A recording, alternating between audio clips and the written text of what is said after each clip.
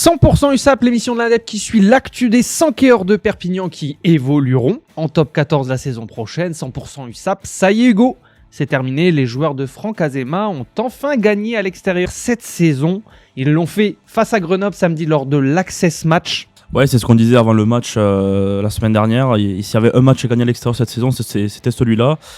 Donc l'USAP a eu l'habitude de le faire sur les premiers Access Match en 2022-2023. Elle s'est imposée sur la pelouse du perdant de la finale de Pro D2. C'est encore le cas en 2025. Mais alors oui, ça a été très très dur, très tendu jusqu'au bout. 76e minute, l'USAP était en Pro D2.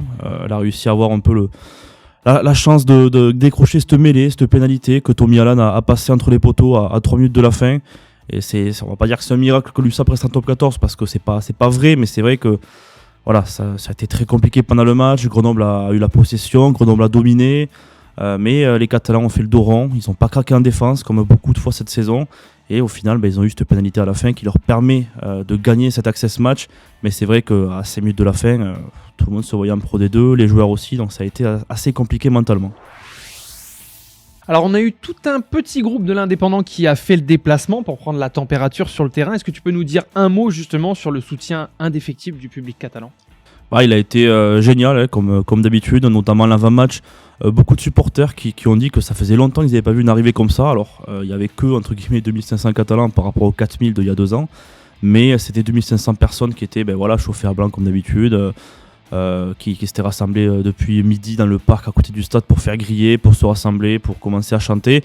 Donc c'est vrai que encore une fois, le public a joué son rôle. Le public a aussi beaucoup souffert parce que comme je le disais dans les 5 dernières minutes, quand tu vois Grenoble devant, tu te dis c'est peut-être mort, mais le public a pu ensuite célébrer avec les joueurs sur le terrain. Il y a eu quelques incidents, mais c'est une joie pour tout un département. La fameuse pièce qui est tombée du bon côté, comme disait Franck Azema, un match qui a été tendu jusqu'au bout, tu l'as dit. Qu'est-ce qu'il faut à Perpignan pour éviter de revivre ça encore une fois la saison prochaine ? Parce que même si c'est le 3e Access Match qui est remporté par l'équipe, un jour ça passera plus tout ça. Oui, ça passera plus parce qu'effectivement, au bout d'un moment, tu peux pas te contenter de jouer la 13e place toutes les saisons. L'année dernière, l'USAP a terminé 10e, tout le monde était content. On s'est dit qu'enfin, peut-être que c'était terminé, ces histoires d'Access Match. C'est vrai qu'au fil de la saison, on a vite compris qu'on pouvait y retourner. On avait même peur de finir 14e et descendre directement en Pro D2.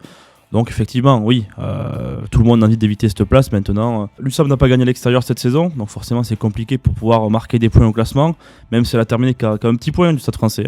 Mais elle n'a pas gagné à l'extérieur, elle a marqué peu d'essais. Bon, elle a eu beaucoup de blessés, évidemment, on en a beaucoup parlé.